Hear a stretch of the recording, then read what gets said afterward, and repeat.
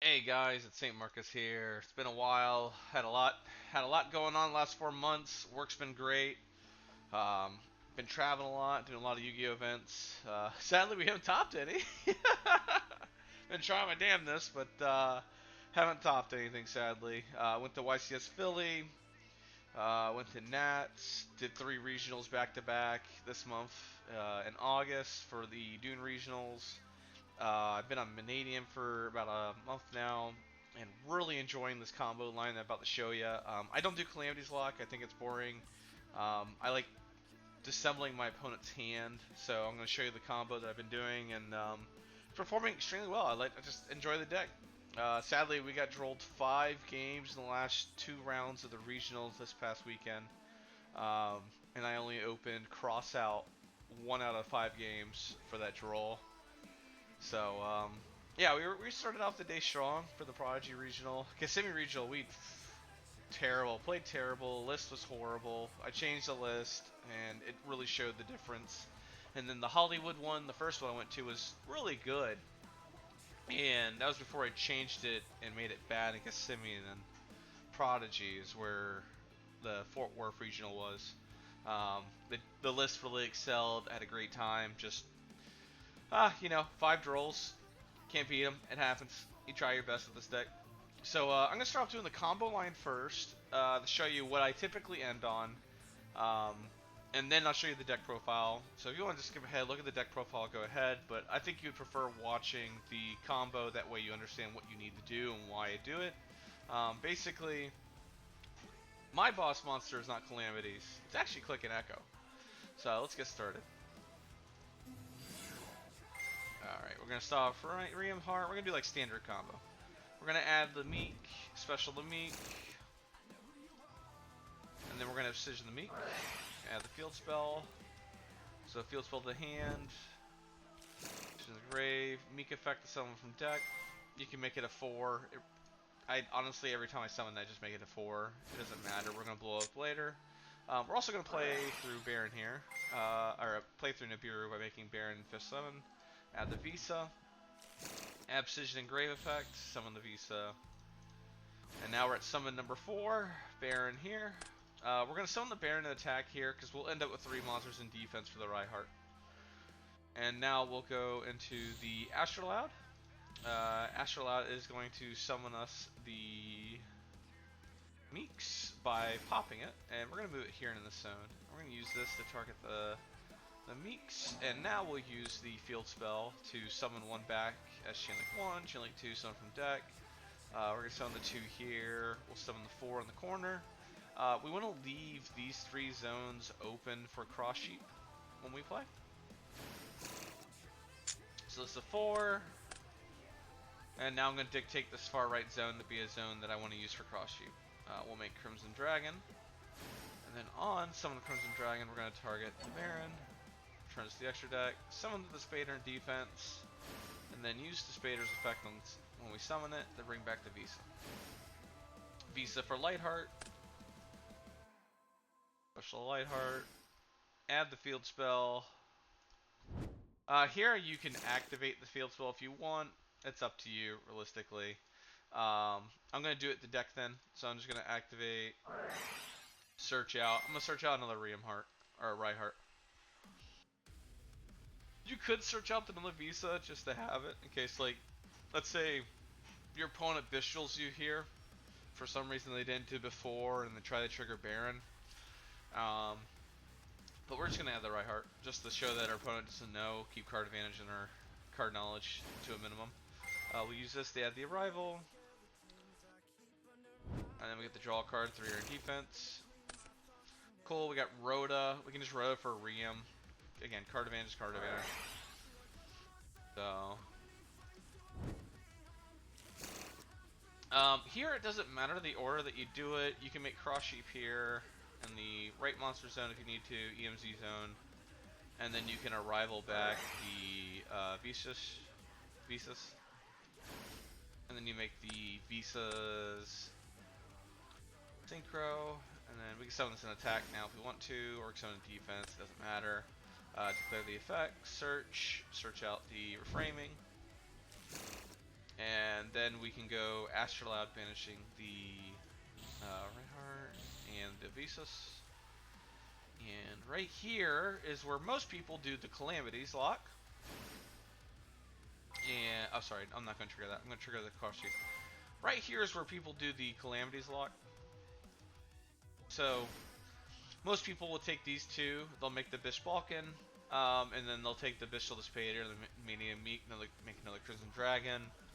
Then they'll chain it on their terms, the Crimson Dragon, the Bish Balkan, summon the Calamities.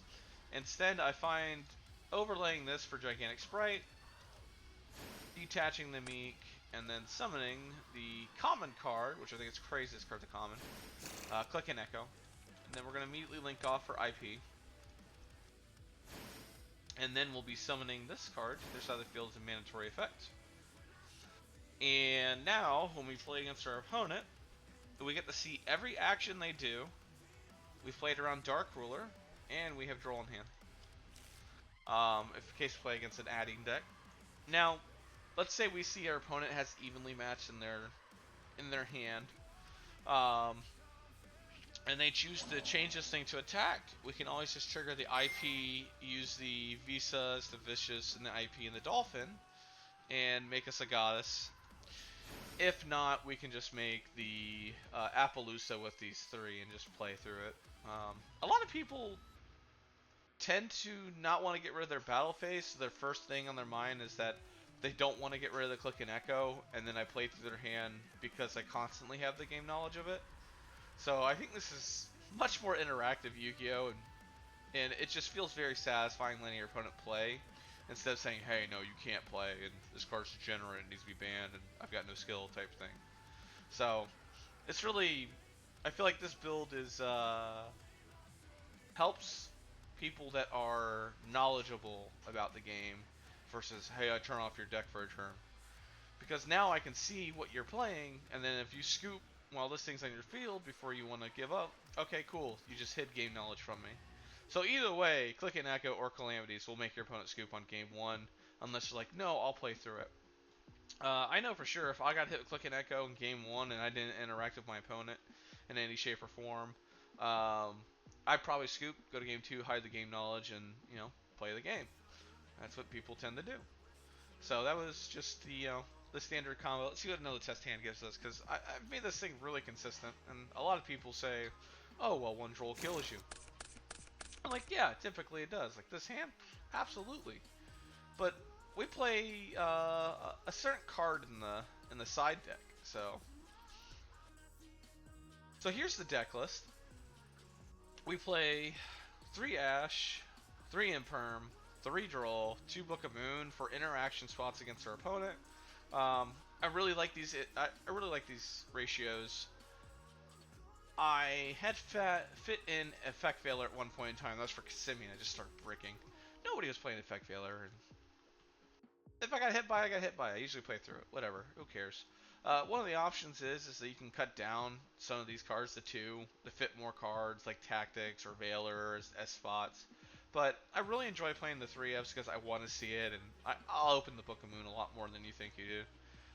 Typically when I side in this deck as well, I'll go over siding patterns to help you out. So after I get done showing it, so I played the 3 Meek, I played the 3 Ramheart, played 3 Visas, 2 Reinhardt, 2 Scareclaw Planet, 1 Arrival. This card's amazing. Arrival is just an amazing card overall, but I hate drawing it, so it's at 1, and I don't want to draw it, because to me it's just a brick at that point if you open nothing else. Imaginings is an amazing card. I've been playing the card before before Dune and after Dune, and this card's just great. It puts back your bricks. Sometimes you got to get up your counter trap to do that, and you really need the game knowledge on what your opponent's playing, because opening Arrival and the Click and Echo did cost me my my invite for the regional. I was very sad opening both of those cards in a game 2 scenario where I needed to win. So that's my only downfall to deck, is that when you brick, it hurts, and it's just a shame when you open these 2 1-ofs. So if you open both, it's hard to put one back, and then you just play without the Click and Echo, and if you already know what they're on, then you go for it. But in general, it's a pretty standard list. except for the turrets. I see people playing this at 3-2. Personally, I never use this card, and it's a good one of to have because there might be that one instance where you just need a turret. Sometimes it's it helps start combo, but I'd rather open the 3 meek, which I typically do. Siding out pattern, I'm usually siding out the Torrid, the click and echo when going second. What else do I side? Let's say if I'm trying to put more breakers in. Depending on what deck I'm playing in, I side out a hand trap that, like, let's say it's like Unchained or something. I'm siding out Droll. I mean, I'm gonna keep one Droll in. I'll side out this for put the ghost spells in. I need the nib. So, like, I just typically cut down on cards that wouldn't realistically be amazing in that list. So, like, I would just swap that out. If it's a back row deck I don't want to play against, obviously Torrid, Click and Echo go out. Maybe one Imperm at that point. Let's see what else. What else do we need?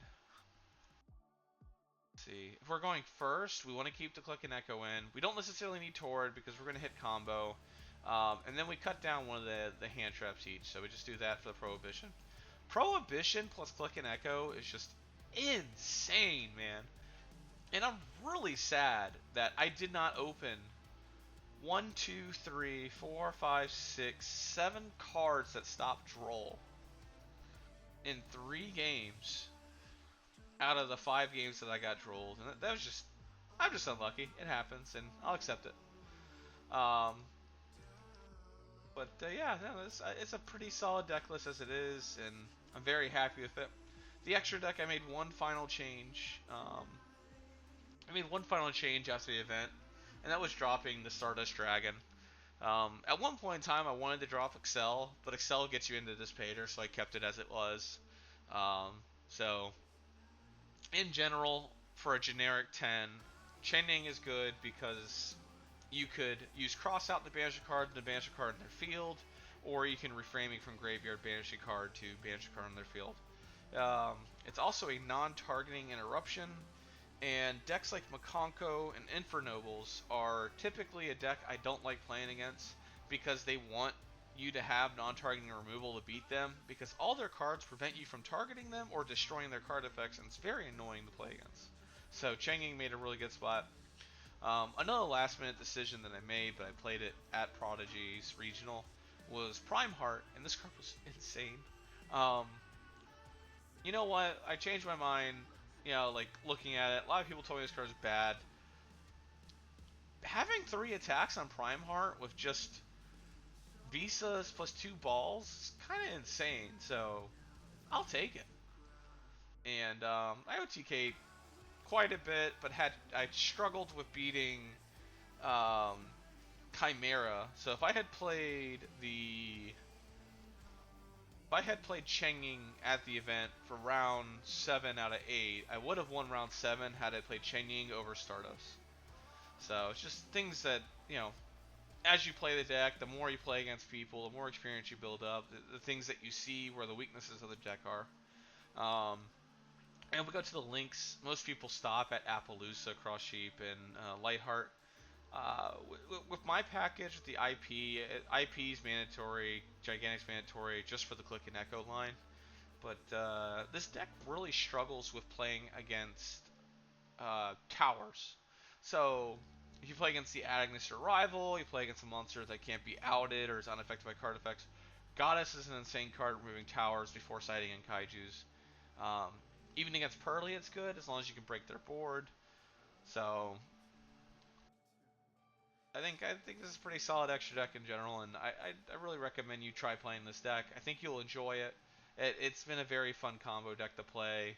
I'm trying to think of anything else that I need to do here besides, like, I guess maybe a scareclaw line combo where I open where just scareclaws. Let's see. Okay, well that you ask for it, you get it. So we open the Click and Echo here. Let's do the Scareclaw line. So, back search in hand. If I pop this, summon that, effect that, add spell, it doesn't matter what I do here. So, summon, effect.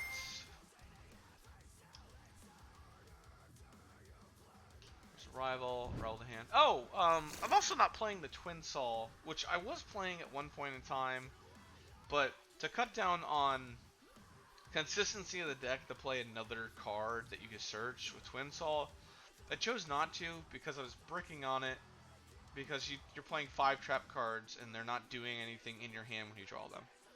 So I didn't do that. This just gets you to Baron. This line only gets you the Baron, but it gives you the follow-up for next turn realistically here. So adds field spell, start, effect, pop, summon. You could reborn this if you want to. The ones for dual effects pretty nice, but we're just gonna rival the Reamheart back and then Synchro 10 and make Baron, and then like he said on this, like this is like worst hand possible scenario when you only open Scareclaw Engine. Let me see if I can do this one more time. Because if not, I'll just make the hand. Okay, well here's another one. Okay, this will work. This gets you a lot. Activate the search. We could search the Scareclaw here, or we can search Visas here. Because if we do, let's think of it real quick. Line of play. If we go Reinhardt at Arrival, summon, special summon Meek, make Lightheart. Lightheart add field spell, Abscission the Meek add field spell, Meek summon from deck, make it a 4. Make it a 4. Summon. We don't have a Starfrost, but you can use that to summon 2. So I think I would add the... Yeah, I add the Starfrost here. We don't care about Link 1 at this point. And then we can go... Normal summon, effect pop. Add Calarium. Special ball. This is here. Activate this. Add the Reamheart. It's Reinhardt. Once you hit the Baron, Despair line, the play gets really, the deck gets really linear. But getting to those lines with certain hands is what I enjoy. It's just having fun, like building into that. So this could be a 4 or 2. It doesn't matter. We'll go. We can special summon this, target this, pop this, effect of this, special this back. Oh.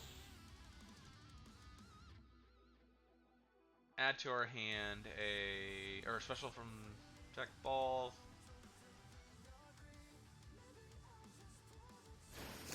Turn this into a 4. Now we have Primeheart. Now we have Primeheart for 2 right here if we wanted to synchro into them. Abscission here. Special this. And then we've got Baron.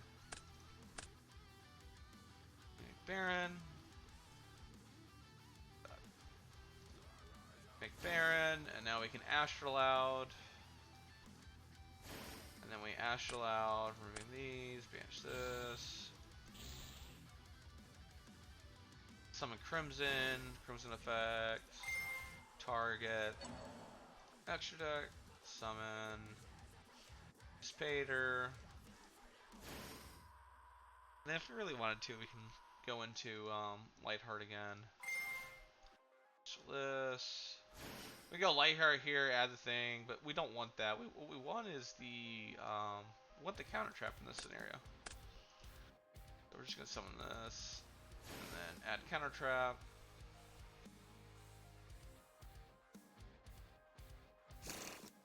And then we're playing with Book of Moon, Mannadium reframing.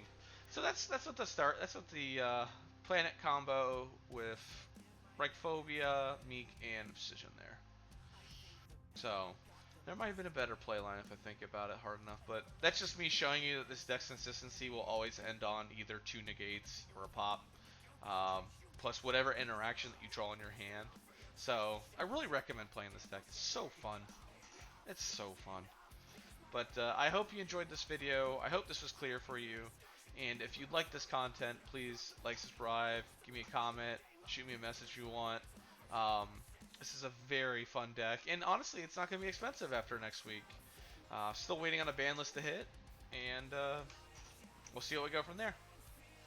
Hope you guys have a wonderful rest of your day.